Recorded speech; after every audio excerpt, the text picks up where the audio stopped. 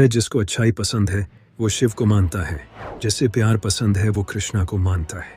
यानी कि ये सारे उस एक ही खुदा की अलग अलग खूबी को रिप्रेजेंट करते हैं। अस्सलाम वालेकुम दोस्तों, कैसे हैं आप सब? उम्मीद करता हूँ सभी लोग खैरियत से होंगे। आज जिस वीडियो पर हम रिएक्शन करने वाले हैं एक बहुत ही इंटरेस्टिंग और बहुत ही प्यारी वीडियो है, जिसमें हम देखेंगे कि इस्लाम और हिंदुइज़्म में क्या क्या समानताएं हैं और हिंदुइज़्म कैसे इस दुनिया में आया और कब आया, कितने हज़ार साल पुराना है, और वेदों के अंदर मोहम्मद सल्लल्लाहु अलैहि वसल्लम का नाम कहाँ कहाँ मिलता है। ये सब कुछ इस वीडियो में आप लोग को देखने को मिलेगा। तो आप लोग से गुजारिश है इस वीडियो को एंड तक देखिए और वीडियो को अभी से लाइक कर दीजिए। चलिए वीडियो स्टार्ट करते हैं, देखते हैं क्या है वीडियो में। मुझे यकीन नहीं होता कि हिंदू और इस्लाम मज़हब में इतनी ज़्यादा सिमिलैरिटीज़ हैं, जिसे देखकर लगता है कि ये एक ही मज़हब के दो अलग अलग वर्जन्स हैं। जैसा कि हिंदू स्क्रिप्चर्स में नबी पाक का जिक्र होना और यहाँ तक कि काबा का भी जिक्र है। हिंदू मज़हब की किताबों और कुरान में कई बातें तो एग्जैक्ट सेम लिखी हैं, लेकिन ये सब जानने से पहले हमें इन दोनों रिलीजन्स की हिस्ट्री को जानना होगा। अल्लाह के नबी को सुबह की फजर की सुन्नत बहुत पसंद है। वेदों का रस निचोड़ करके मोहम्मद साहब ने परमात्मा की इबादत करके परमात्मा के पैगाम को एक ही कलमे में दे दिया। इससे बड़ा ग्रंथ दुनिया में और क्या हो सकता है।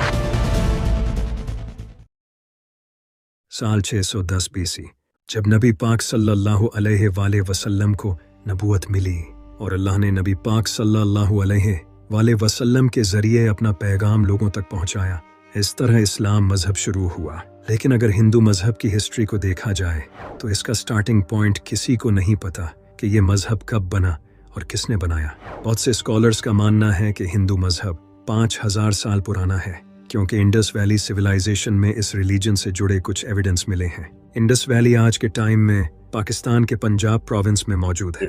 हिंदू अपने मजहब को सनातन धर्म बोलते हैं, यानी कि ऐसा धर्म जो हमेशा से था, लेकिन सही तौर पर हिंदू मजहब को इसके वैदिक पीरियड के बाद ही रिकॉग्नाइज किया जाता है, जब 1500 से 2000 BC में हिंदू मजहब के वेदों को लिखा गया था। जिस तरह इस्लाम में हमारे पास कुरान है, इसी तरह हिंदू मजहब में वेद होते हैं। इसके अलावा हिंदू लफ्ज के पीछे भी बड़ी इंटरेस्टिंग स्टोरी है। ये जो हिंदू लफ्ज है, इसका आज के हिंदू मजहब से पहले कोई ताल्लुक नहीं था।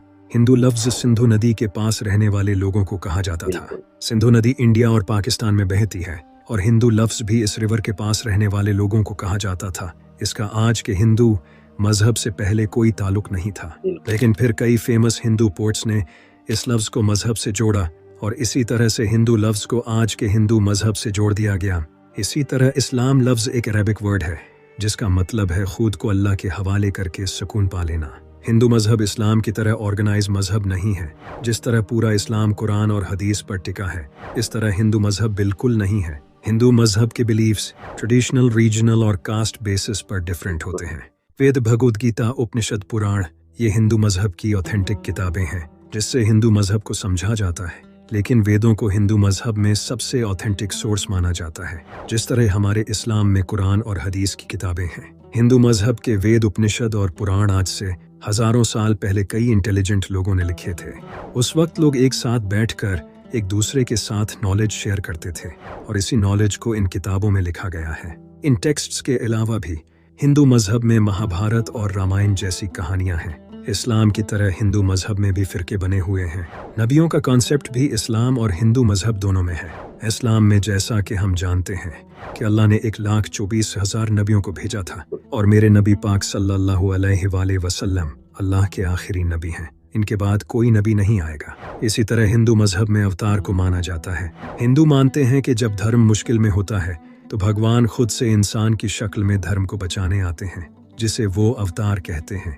अवतार का मेंशन हमें किसी भी वेद में नहीं मिलता है सिवाय गीता और पुराण के।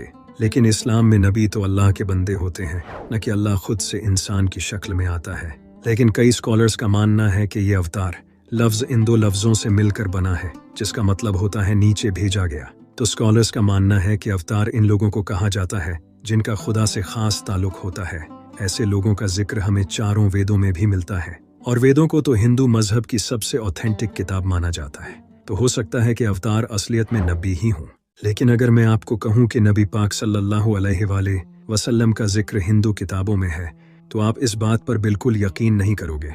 भविष्य पुराण में ये लिखा है कि एक मोहम्मद नाम का उस्ताद अपने साथियों के साथ अरब में आएगा। यहाँ साफ तौर पर नबी पाक सल्लल्लाहु अलैहि वसल्लम का नाम मोहम्मद लिया गया है और ये भी लिखा है कि वो अरब में आएगा और यहाँ नबी पाक के साथी यानी सहाबा कराम का भी जिक्र है और यहाँ ये भी लिखा है कि वो पूरी इंसानियत में सबसे बेहतर होगा। इसी तरह अथर्व वेद में भी लिखा है कि वो नरशंसा होगा, वो कोरामा होगा जो कि 60,000 दुश्मनों में भी महफूज रहेगा। यहाँ बताया गया है कि वो नरशंसा होगा। नरशंसा का मतलब होता है तारीफ करने वाला और कोरामा का मतलब होता है पीस फैलाने वाला। और आप ये तो अच्छे से जानते हैं कि अल्लाह ने नबी पाक को पूरी दुनिया के लिए रहमत बनाकर भेजा था, लेकिन कोरामा का एक और मतलब होता है एमिग्रेंट्स। और नबी पाक भी मक्का छोड़कर मदीना चले गए थे क्योंकि उस वक्त मक्का के लोग आपके दुश्मन बन चुके थे। इसके अलावा अथर्ववेद में भी लिखा है कि वो ऊंट पर सवारी करेगा जिसका रथ आसमान को छुएगा। आपको ये भी अच्छे से पता होगा कि नबी पाक सल्लल्लाहु अलैहि वसल्लम ने अपनी जिंदगी में कितनी बार ऊंट पर सफर किया है। इसके अलावा अथर्ववेद में भी लिखा है जब वो लोग जंग के मैदान में तारीफें सुनेंगे तो उनकी हिम्मत बढ़ जाएगी और वो 10,000 दुश्मनों से लड़े बगैर जीत जाएंगे और कारू के खिलाफ लड़ेंगे।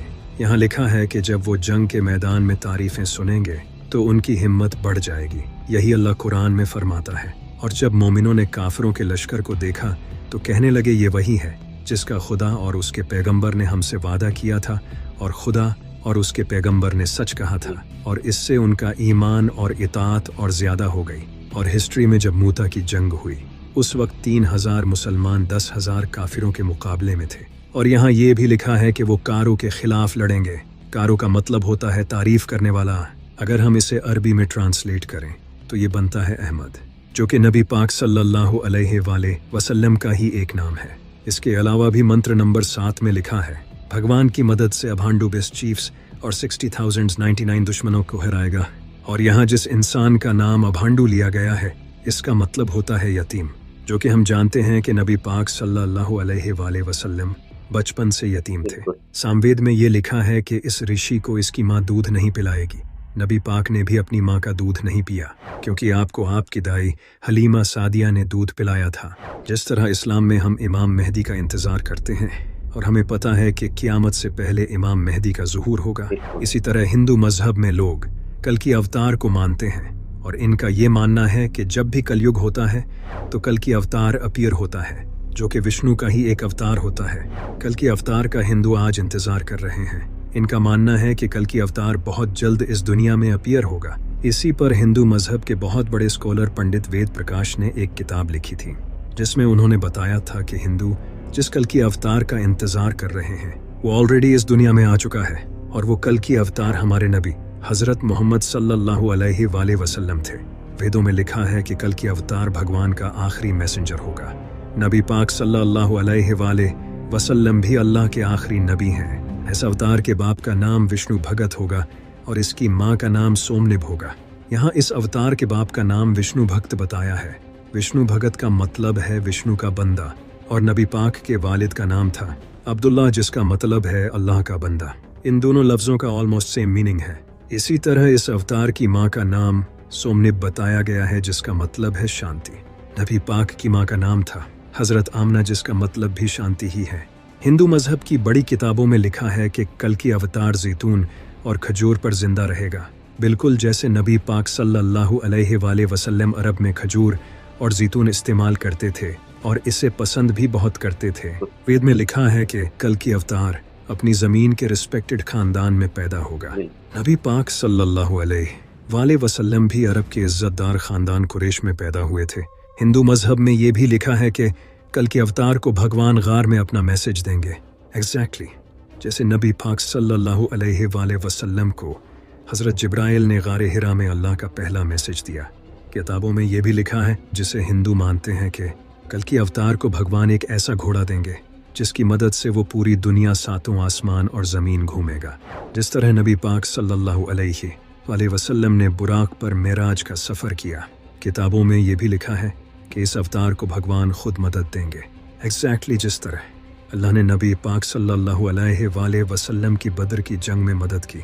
हिंदू मजहब की किताबों में लिखा है कि कल की अवतार घोड़ा और तीर चलाने में माहिर होगा, जैसे नबी पाक सल्लल्लाहु अलैहि वसल्लम थे, जिस पर पंडित वेद प्रकाश का कहना है कि आज के दौर में तो कोई घोड़ों और तीरों का यूज नहीं करता। ये दौर तो कब का जा चुका है। अब तो मिसाइल्स, बॉम्ब्स और टैंक्स से जंगें लड़ी जाती हैं। तो इसीलिए हिंदू का इस अवतार का इंतजार करने का कोई पॉइंट नहीं है। ये अवतार नबी पाक सल्लल्लाहु अलैहि वसल्लम ही थे, जो कि आज से 1400 साल पहले जा चुके हैं। आप देख सकते हो नबी पाक का जिक्र हिंदू मजहब में भी है, और इसके अलावा दुनिया के कई रिलीजियंस में नबी पाक सल्लल्लाहु अलैहि वसल्लम का जिक्र है। हिंदू और इस्लाम मजहब में और भी सिमिलैरिटीज हैं। जिस तरह हम जन्नत और दोज़ख पर ईमान रखते हैं, हिंदू मजहब में स्वर्ग और नरक हैं। हम ईद पर जानवर कुर्बान करते हैं, हिंदू भी जानवर कुर्बान करते हैं। हम ज़कात देते हैं और हिंदू दान करते हैं। हम रोज़ा रखते हैं, हिंदू व्रत रखते हैं। हम हज करने मक्का जाते हैं। लेकिन क्या आपको पता है कि मक्का का जिक्र भी हिंदू स्क्रिप्चर्स में है? आपने बिल्कुल सही सुना। हरिहरेश्वर महात्म्य में एक मंत्र है। इस मंत्र में लिखा है कि मक्का में विष्णु के पांव के फुटप्रिंट्स हैं। यहाँ विष्णु से मुराद खुदा है, क्योंकि विष्णु का मतलब होता है सबको संभालने वाला, जो कि अल्लाह के एक और नाम इल्मुकितु का भी यही मतलब है। और हम मुसलमान भी काबा, जो कि मक्का में सिचुएटेड है, उसे अल्लाह का घर मानते हैं। इसके अलावा ऋग्वेद में लास्पद नाम की जगह को लिखा गया है, जो कि नाभा पृथ्वी पर सिचुएटेड है। यहाँ गौर करने वाली बात यह है कि इस लास्पद वर्ड का मतलब अल्लाह की जगह है, क्योंकि ला का मतलब है अल्लाह और सपद का मतलब है जगह। और यहाँ बताया गया है कि ये जगह नाभा पृथ्वी पर है।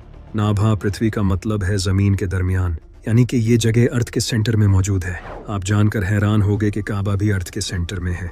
आप देख सकते हो कि इस्लाम और हिंदू मजहब में कितनी ज्यादा सिमिलैरिटीज हैं, लेकिन जो सबसे बड़ा डिफरेंस लोगों को लगता है वो ये है कि इस्लाम में हम एक अल्लाह को मानते हैं और मूर्ति पूजा भी इस्लाम में हराम है, लेकिन हिंदू अलग अलग खुदाओं को मानते हैं और मूर्ति पूजा करते हैं। जबकि उपनिषदों में ये साफ साफ लिखा है वो एक है और उसका दूसरा नहीं।